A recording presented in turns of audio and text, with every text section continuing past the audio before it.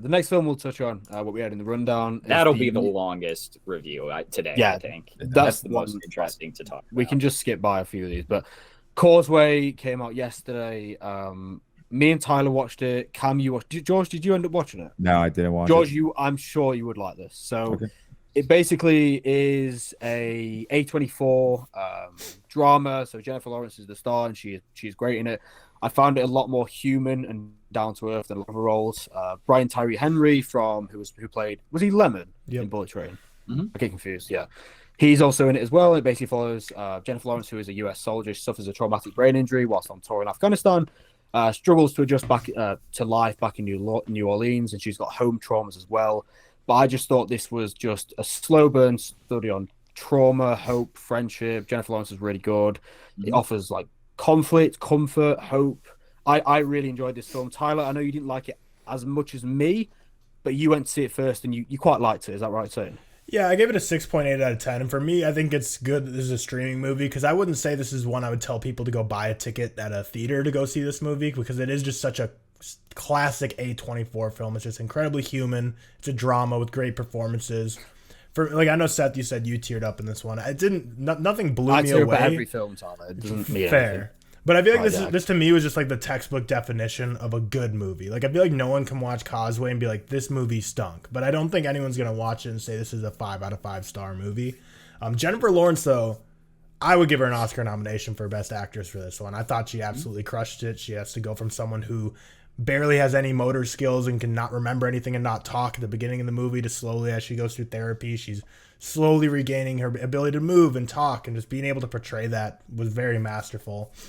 But yeah, I just thought it was good.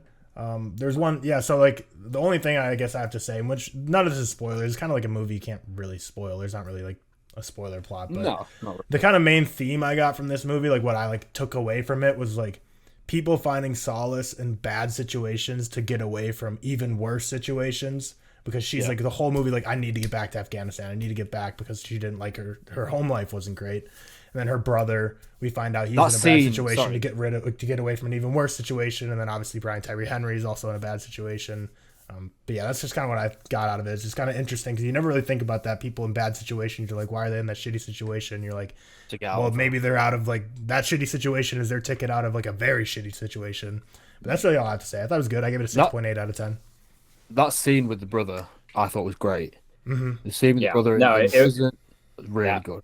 That was really good. And I gave this a 78 out of 100, or translates to a 4 out of 5. I give it 4 stars. Yeah, so I did like it a lot, a little bit more than Tyler and Seth about as much. But what I'll say is, I think this thing for me at least really benefited from the fact that it's an hour and a half, and I sat down and watched it on my couch. Yeah.